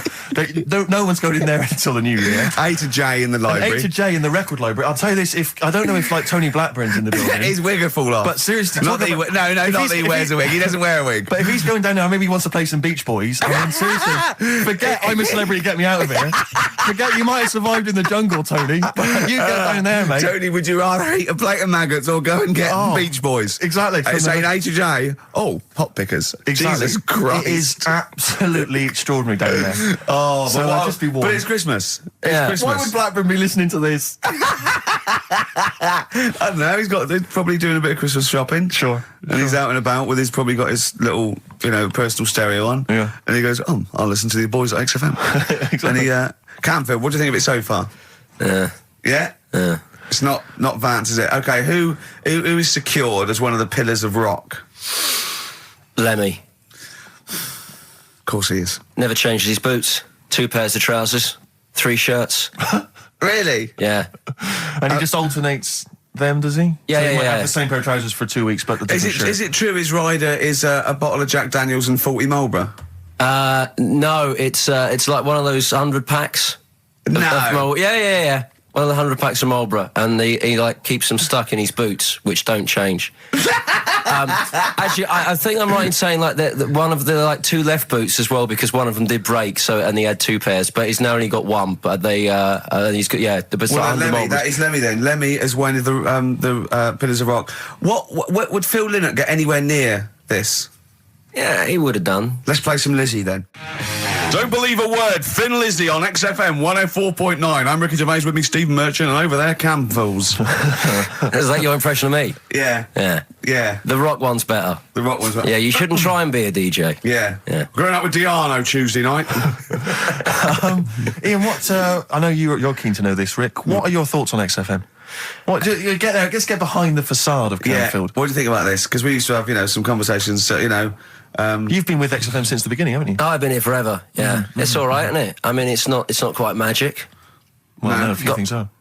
Got me eyes on the big 105.4. Obviously, eventually. What magic? Yeah. Now, do you think you want to do like a rock program on something like Virgin or Radio 1 eventually? Nah, I don't think so. No. What do you want to do then? What do you want to do? I want to start playing stuff like the Eagles and Steely Dan and Bruce Hornsby in the Range. Truth be known. But you'd have to go quite mainstream. Like in your bedroom? What? But on what sort of platform though? Because the good thing about those is they are really popular. They are. I mean, I think the Eagles' Greatest Hits is the biggest selling album of all time now. It's overtaken Thriller. Yeah. So I mean, those. What are you saying? Iron Maiden aren't popular. What I play now are actually popular, but they've got a very Slipknot, tight fan Fear base. Factory. I mean, Iron Maiden can go to #1 with just their fans buying it and then slip away again, can't they? Yeah. But everyone sort of likes the Eagles, don't they? Yeah. I mean, I think still. So you could get on sort of like Radio 2 maybe, the rock program on Radio 2. Who does it at the moment? Is there one? No, there's not one. I should do a demo maybe. Okay, well let's I love the way we're talking about my career and other radio stations I could work for. Do you know something I don't? No, I'm just saying that this is place going, is not going gonna on the last tube, forever. isn't it? It's going on the tube. I mean, you're going to be like, I mean, you'd abandon the sinking ship, wouldn't you? You wouldn't hang around, would you? You wouldn't fiddle as Rome Byrne. I mean, we got a couple of pies cooking in the States, so we're not going to be here to keep it afloat. No, the weekends. But we want to take the good guys with us, right? So when this crumbles and they make it into a car park for Capital, I want to see you on Radio 2 Friday nights 10 till 12, pure rock. Exactly. Do you know what I mean? Absolutely. Right. Well, that's the pitch, isn't it? Friday nights 10 to 12, pure rock. Okay. If anyone's listening to the BBC, it's Canfield. He is the new Vance. Molten Metal, maybe. Molten Metal. That's good. My only concern with TV work for Ian is he doesn't look like the obvious rocker. I mean, people are listening, they probably imagine he's got the long, greasy hair, but that's he's got the modern Slipknot look. T-shirt. Lots of modern bands now, they've got, I'm not slagging off, I'm just saying I wonder if the they've got fans... short hair. It's not all long hair and strange beards and tattoos. No, is it? the days of them all looking like Lemmy and smelling like Ricky are well and truly gone. You know? Yeah. Have you ever had the long hair? Have you ever gone in for that? No. Never tried that? No. But I've got bullet belts and stuff like that. You're right. You know, if you'd have wanted me to dress up, I would have dressed up and brought CDs. I mean, you know, obviously I should have prepared more for this show. Sure. Yeah. We're gonna play some classic rock, aren't we? I think we're gonna play The Who. We got Jump, Van Halen. That's a classic, isn't it? Yeah, I think I've got that about 5 times on every Driving album I brought in for you. Okay, and so Are we going to play Since You've Been Gone? Yes. Yeah. What's next? British Sea Power. Yeah, I thought we should play a couple of singles that we've enjoyed over the last year or so, and this is one of them. Carry On, play at Canfield. And don't forget, Paul Di'Anno and Santa Claus is Coming to Town's coming on as well. Paul Di'Anno doesn't snort ants, he snorts ant eaters. Carry On from British Sea Power on XFM 104.9. Not bad at all. Now, listen, we should just point out to people that Carl's away, and we always slag him off because he provides very little. But, And he's an idiot. Well, exactly, to be fair. But he's obviously off in Lanzarote, and he's forgotten to tell us what the password is for our email, Rick. Idiot. So we can't get into the email.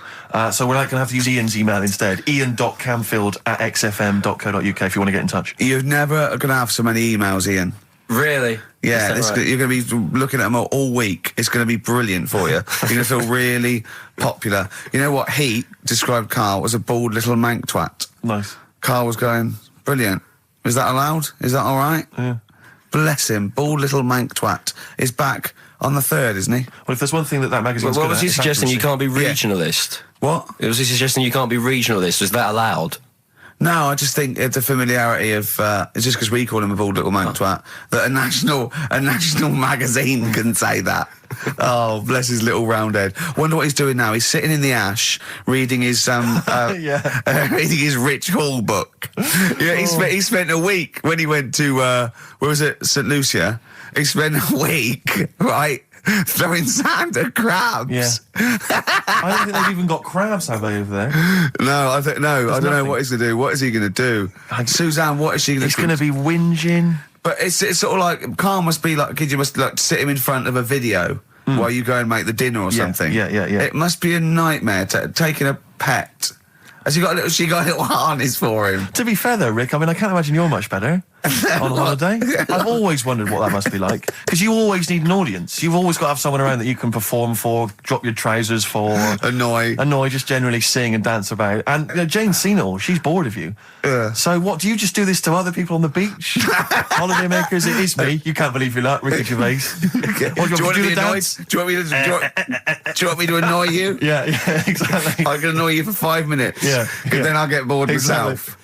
I'll tell you what, I want some ads, and after that, the fairy tale in New York. Oh. The Pokes, featuring Kirsty McCall and a fairy tale of New York. Brilliant. On XFM 104.9. That's the song I think that single-handedly keeps Shane McGowan in gin for another year. It must do Just well, about though. keeps- but I'm sure it does. I absolutely love it. I still love it. I saw it on Top of the Pops too. And it's just brilliant. I mean, he wasn't great at miming, but it didn't bother me. Sure. It was miming to a different song, probably. Yeah, in his head. It was great. I had a little visit in the week, Rick. I think Go you on. missed out. A little Christmas visit from, I know he's a friend of yours. He's a friend of He's a friend of the nation. Go on. TV illusionist Darren Brown. Oh, yeah. Yeah, he's bought a new pad. Yeah. And he just came around to tell me about it.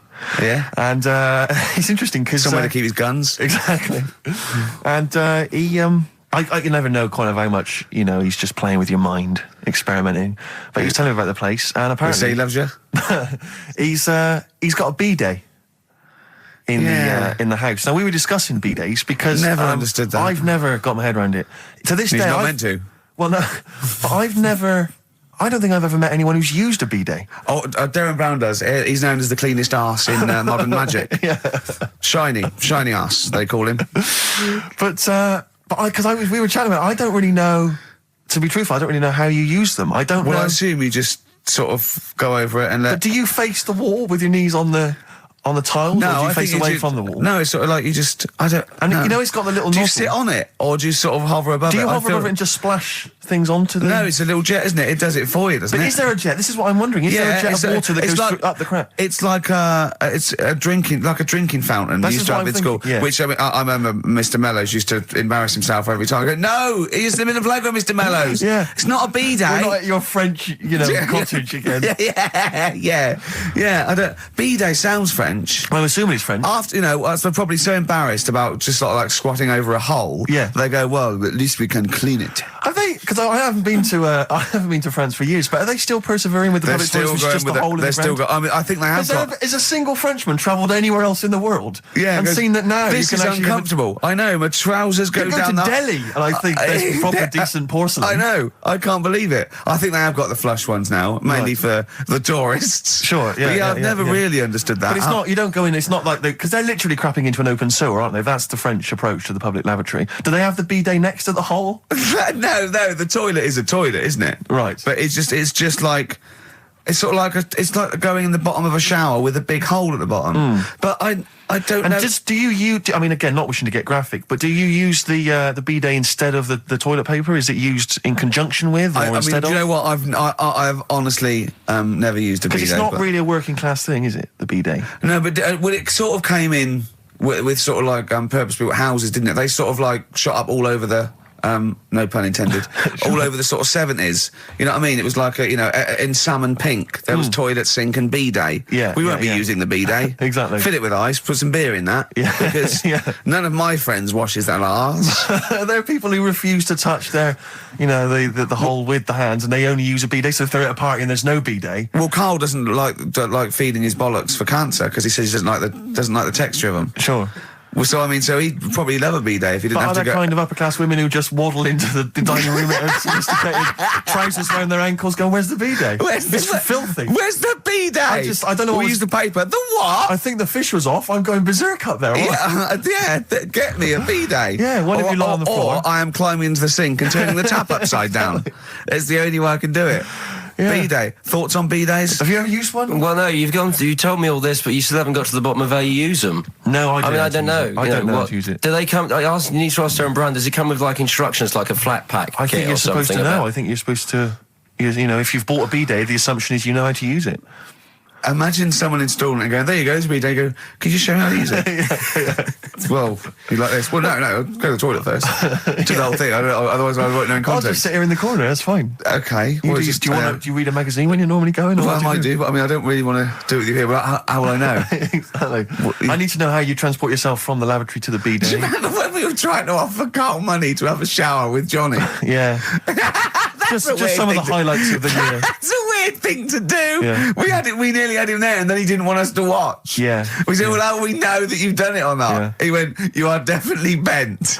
That's his conclusion. What we got lined up? Well, hang on. Let's just say if anyone's got any idea sort of how to use a bidet, maybe Any idea for anything to talk about on this show? Well, that doesn't involve crapping or Yeah, farting. we've done that. Yeah.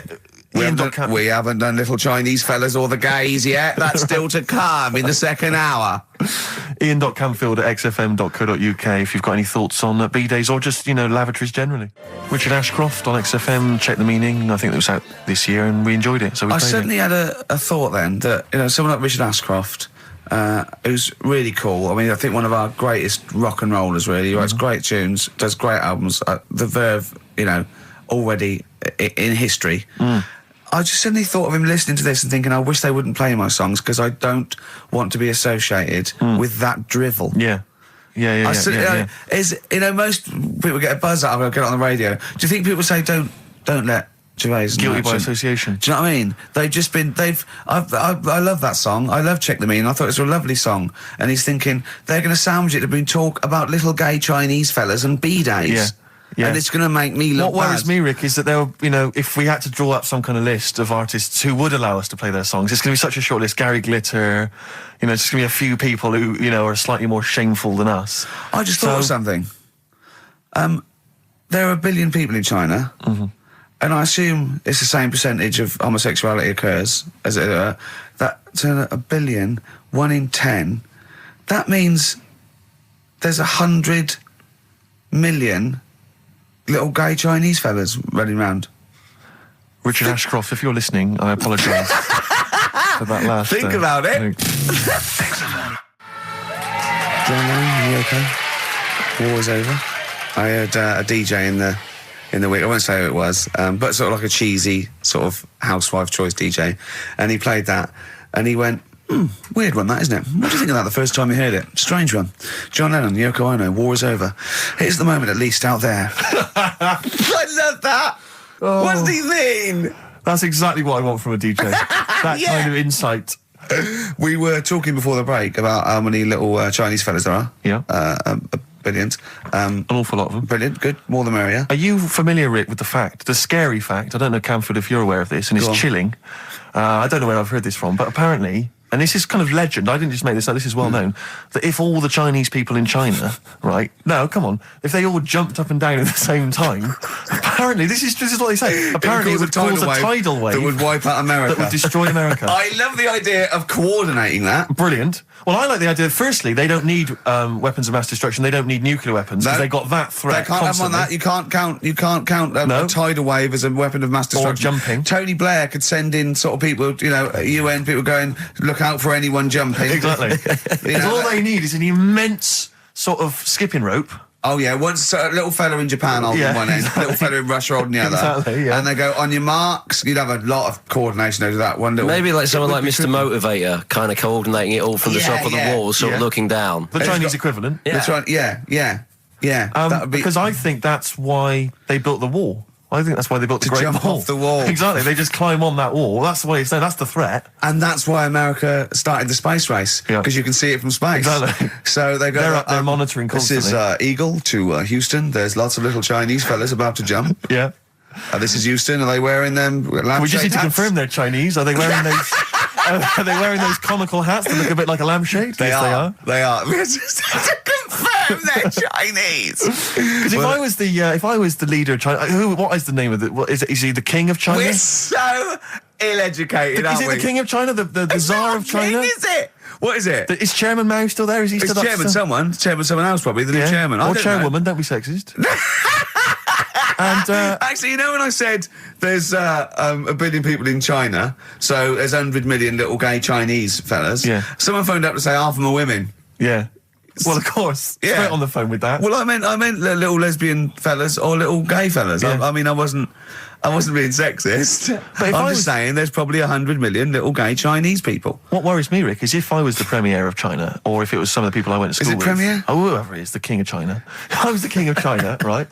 Isn't he the king of China and king and I? Or is that he's somewhere else, isn't he? That's Siam, isn't it? I don't know. Is that not in China? We're not. Where's Siam then? We're not. It's still on now, isn't it? I don't know. Or was that? Oh my God! Someone educated listening must be tearing their hair out, screaming listening at to three buffoons Listen, in a room. If I was the king of China, let's assume it's the king of China. Okay, yeah, you'd be tall. But you know when sometimes you've had a few drinks, whatever, I mean, I'm sure you've done that thing where you order a pizza for someone, a mate or whatever, or send a taxi around to their house, something like that. Yeah. What I do is I just phone up George W. Bush and go, seriously, mate, you better send some stuff over, money and that, and videos, because seriously, they're all outside now. 1, 2... Yeah. and you can freak them out. It'd be Send us brilliant. some knives and forks, because I am fed up with these sticks. Yeah. It's ridiculous. I don't know why we're still sticking with them. I can't pick up the tiniest little bit of chicken. It's crazy. It's rubbish. Send us some cutlery. I'm having a nightmare eating yogurt.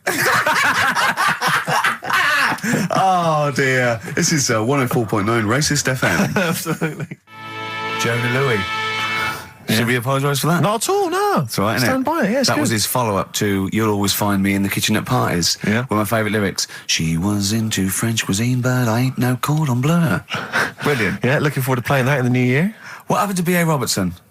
Don't He know. knocked it off. I was standing in the corner and the ball came across. What was the other one he did? I don't know. We're not as old as you. Oh, no. This is all gobbledygook to us.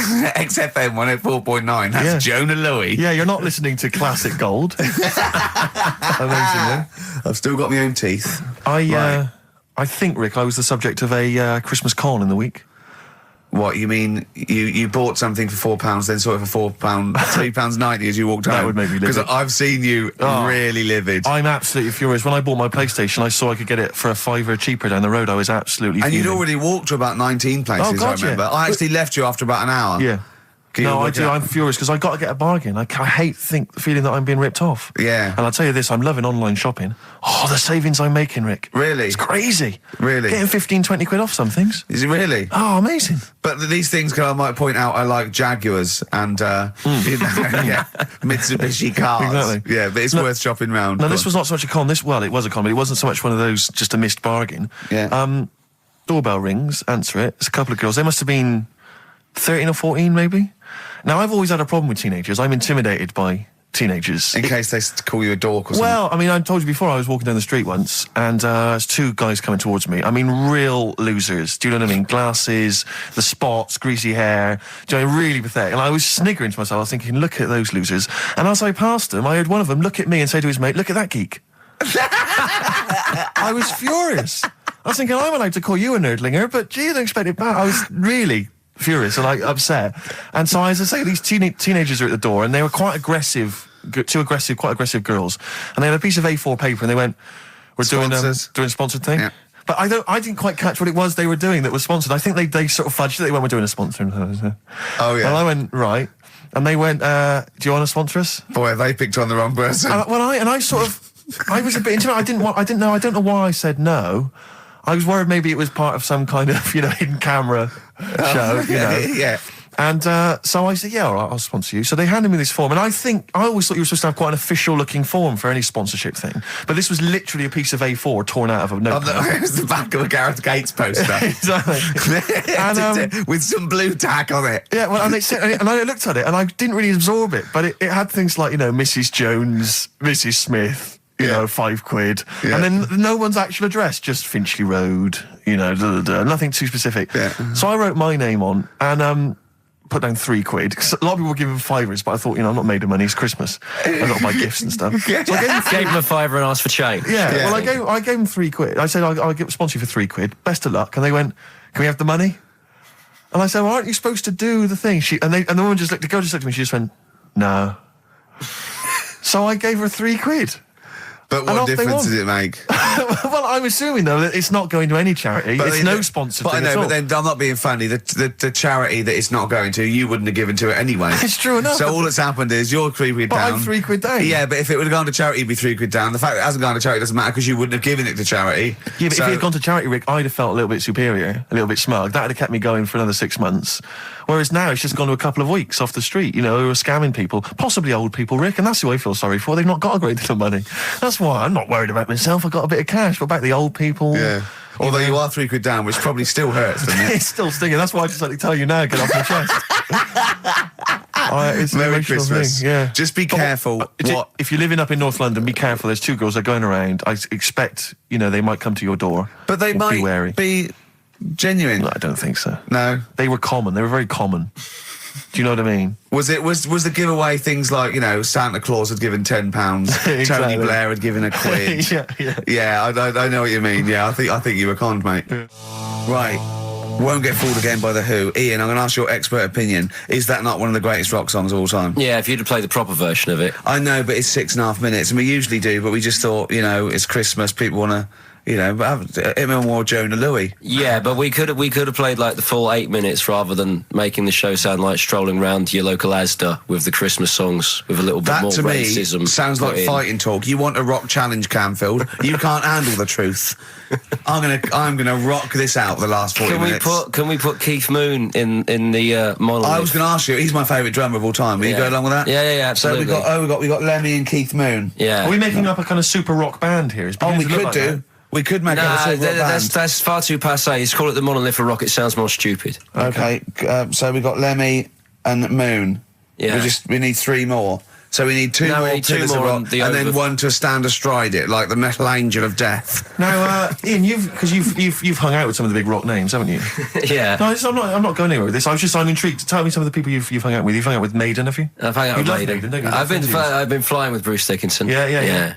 And have you? It only took us 3 attempts to land at Gatwick a few weeks ago. But I don't know much about you, Ian. Are you someone who lives the rock and roll excess lifestyle? Are you kind of drink and drugs? Is that your thing? I like to be kind of on the edge, having a look at what's going on inside. Right. I don't quite know what that means. Well, yeah, It's the way they talk, Steve. Well, I mean, because I mean, some of those rockers, they're hard-living boys. Can you keep up with them? Do you up till 4 in? Oh, 4 in? Yeah. 4 in which morning? Hey, Daddy-o, man. We're going out about 4 in. Carl reckons the gays go out late. Yeah. His favourite song is The Killing of Georgie, right? And he went, yeah, but would it have happened if he'd have been, going out a bit earlier? Yeah. Well, no, fair point. Yeah. Is that song time specific then? No, but he reckons he probably got because he was out late. Oh, right, okay. He said there's one that works here. Sometimes he doesn't go out till midnight. But I imagine you a little bit like that little boy in the film Almost Famous. When you're on tour with the rock legends, do you know what I mean? You're like, the little kid there, maybe the doors are being closed in your face, are they, as they go berserk? Yeah, when I started, but now, I insist I see you as one of theirs. Yeah, I access all areas laminate, I mean, I can enter venues now with a big bottle of Jack Daniels, I don't get stopped. Yeah. Really? But seriously, have you, without naming names, obviously, what excess have you seen? Have you witnessed anything? Or have people calmed down now? Are these rockers clean living now? Depends who you're talking about. Sure. Yeah. Is there anything going on like the days of Ozzy and Motley Crue? I haven't seen any red snappers like with Jimmy Page. Do you know that story? No. I can't talk about it. Then let's forget about that. Yeah. Oh, is it disgusting? Yeah, well, yeah.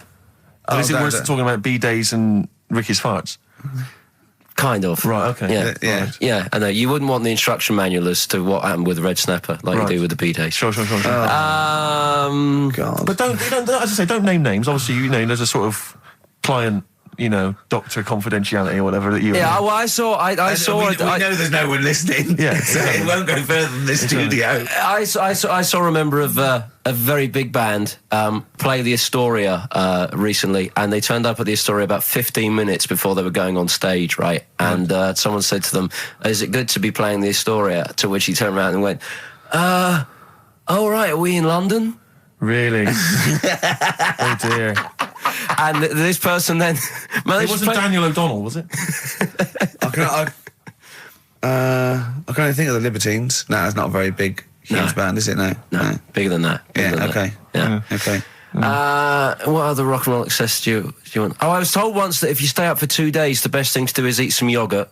This is just like we're going to having tips now. Sure. Yeah, So if that's apparently the best thing at the end of the excess, you need some yogurt. So always keep some in the fridge. Yeah. And chopsticks are no good. No, Yeah, so don't, whatever you do, don't go on a bender in China, because otherwise you'll be screwed, right? No, there's no benders in China. Oh, there are. There's about 100 million. Yeah.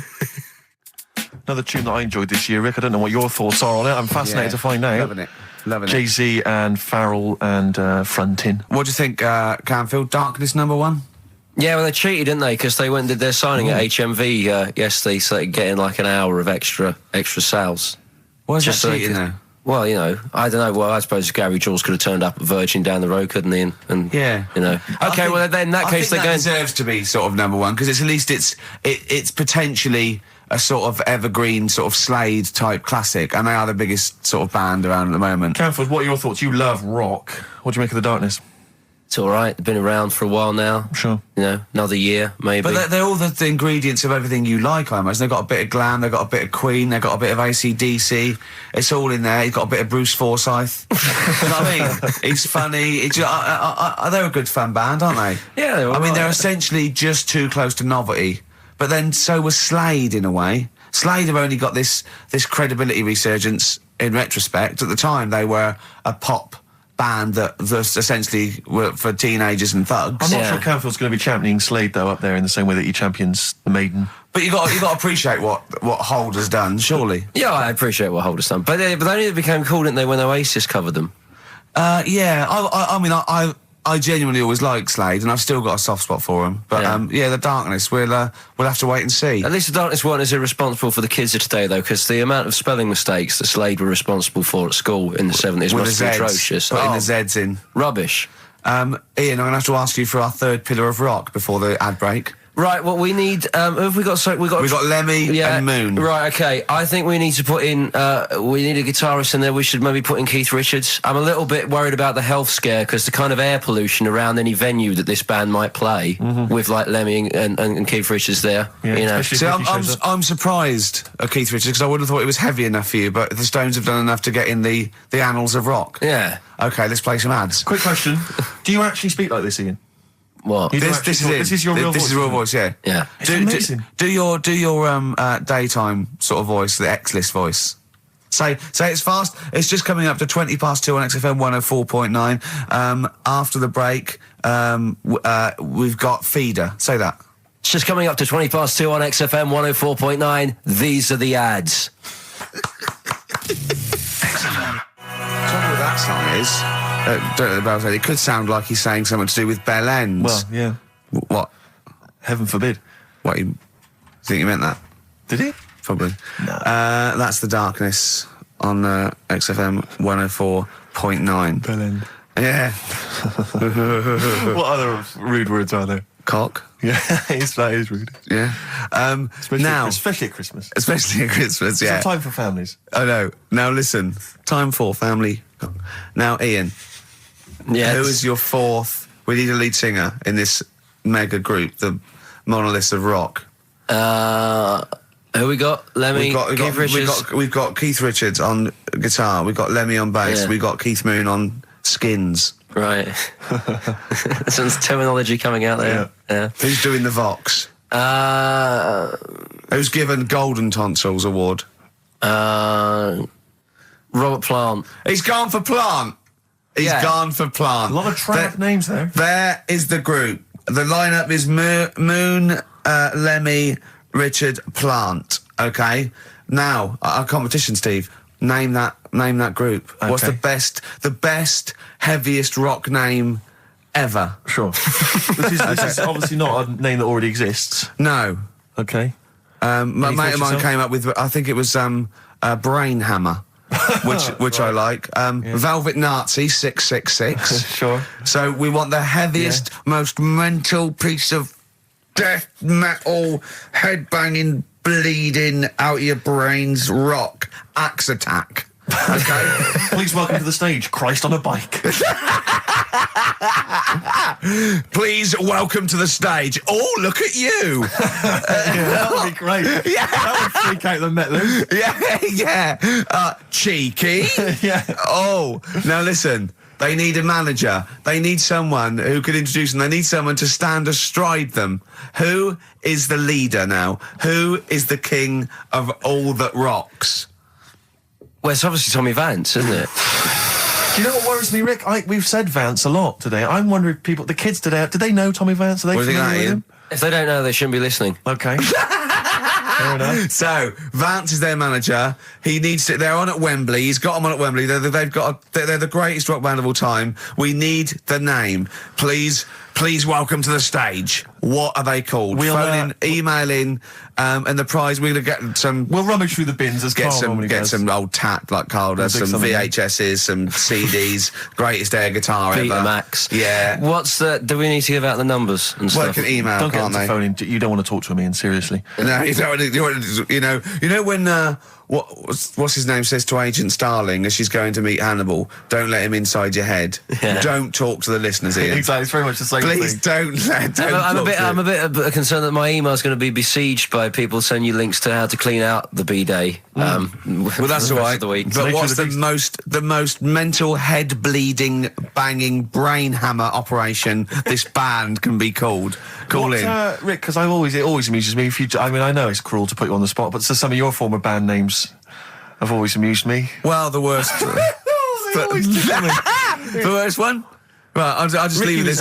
Ricky's had a number of bands over the years. What was the The worst one. Ready? Get ready to play that record because I don't want any aftermath. No, hang on, before you tell me, what was the one? Because these pictures of you, like when you're a new romantic, keep on being published. That was Shauna dancing. Yeah, but someone... That's pretty bad. But someone told me, they were like, oh, ask him about when he tried to be Bon Jovi. Can you imagine such a thing? I know the name you're thinking of. Right, here we go. Play the record. Immediately I say this. Ready? The Sacred Hearts. Play a record. Blair? on XFM 104.9. I forget the name of that track, but it's good. Good song. Thanks very much. Oh, good song. Yeah. Oh, right. I just thought you were complimenting giving his opinion. Right, Yeah. go on. The what? Are we still on the air? Yeah. What are we doing? Merry Christmas. We got someone on the line. Oh, right. He's here. Who's that? Ricky, It's, yeah, go on. it's Jonathan. How are you? Good. It's only TV's Jonathan Ross. Ross, turn your radio down, you idiot. I'm here. I like to. I haven't got a radio on. What are you talking about? We can hear the feedback. Well, I haven't got it. It's not my fault. It's your incompetent radio station. And also, didn't you hear? We said don't call him. We don't want to speak to the listeners. What's are you? I'm not a listener. I'm a visitor to your shores. I'm special. You know that full well. I know you're special, right? Yeah, exactly. What have you got a name for the band? Yeah, you ready? Yeah. Blump. B-L-U-M-P. I tell you for what, you can't have a normal word. If it's the monolith band of all time, if it's the big, you can't have a regular word. It doesn't make sense. How can you have a regular word? All these ideas you've come up with are rubbish. You need a word which only stands for that one thing. No one's heard it before. No one will use it again. Blump.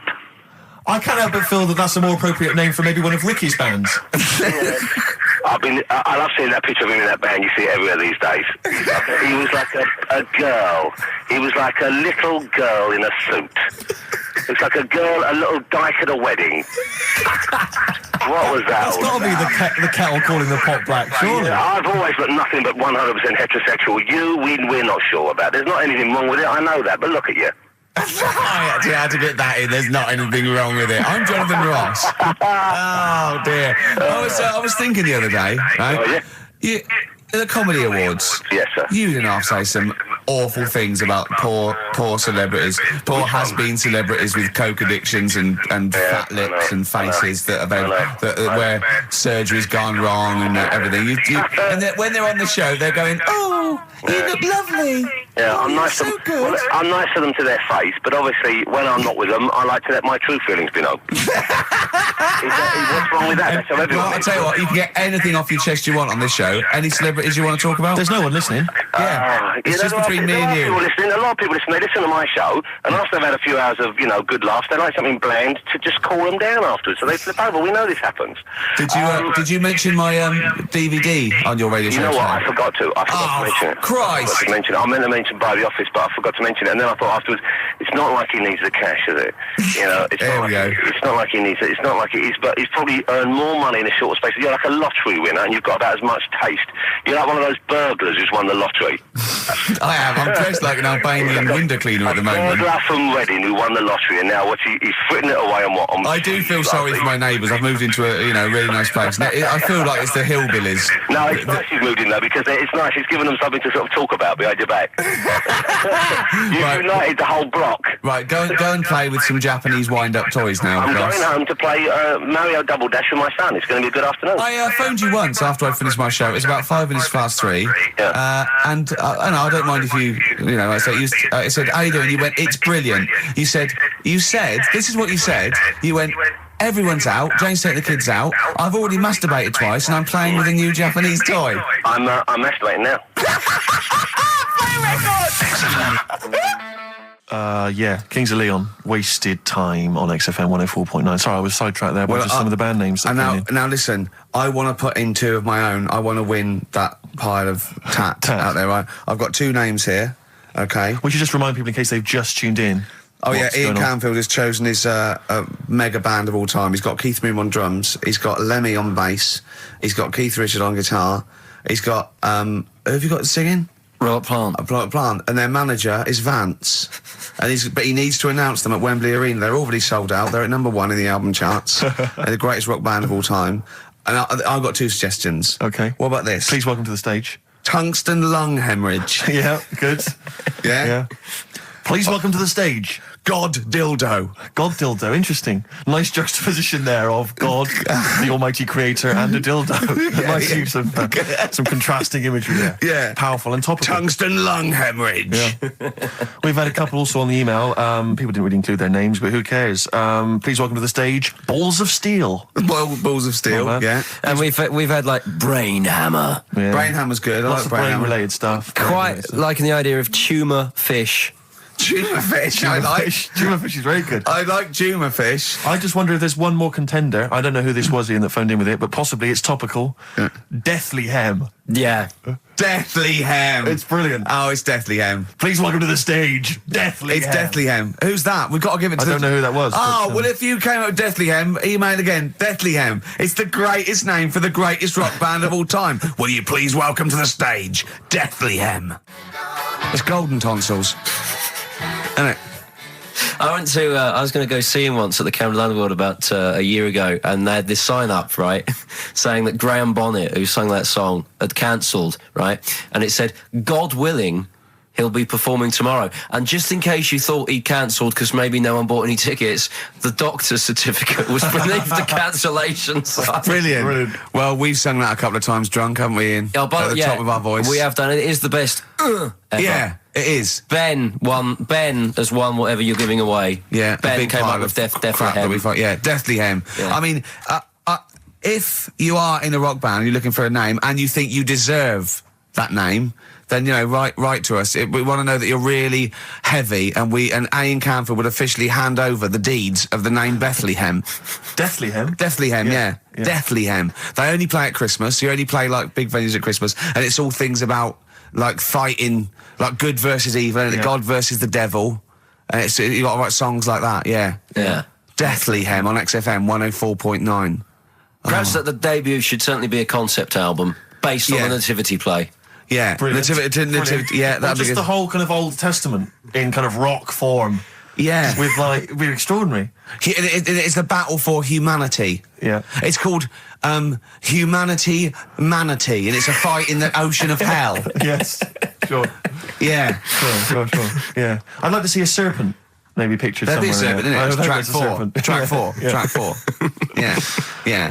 I think we should give massive props and suitable regards to Ian Canfield. He's come in, he's pressed the buttons. He stood in for an idiot brilliantly. Yeah, I he think has so. stood in for the retarded. It's a shame that you've not displayed some of the usual incompetence that we've come to love and expect from Carl. It's a shame. Okay, well, You are the greatest DJ in the world, though. The way you sort of like drop Press these buttons. But you know. every you're there. time I've pressed a button off air, Ricky's been going, "Oh, what great DJ!" It's great. Because So- he ends it. It's just brilliant. I mean, we're lucky if we can talk with the mic on. That's the title. Not talk over a record. We did some great links during the ads. Yeah. And of course, Jonathan Ross masturbating live on air. just looking back at some of the highlights of You this don't get week's that show. on Capital Gold, do you? Like Tony Blackburn getting a call from Fluff Freeman going, "All right, mate, I'm knocking one out." Yeah. Well, have a lovely Christmas. Have a bloody great Christmas. Have a mate. bloody great Christmas. It's the best of next week. Yep. The best of the last few weeks with some tat, you know, Carl's put together. We're Look back in forward to that. January. We're playing some of our favourite songs of the year. I'm looking forward to seeing Pilker's tan and Pilker's pictures back, from his holiday. covered in ash from the beach. Yeah. And we're back on the 3rd, I believe. But Ian, do you want to introduce something? This is Ian's choice for the day. Yeah. We'll see you next week in spirit, and then we're back on the 3rd with Pilkers. Over to you, Kampf. Enough of Jonah Louis. This is Paul Di'Anno, ex of Iron Maiden, doing Santa Claus is Coming to Town.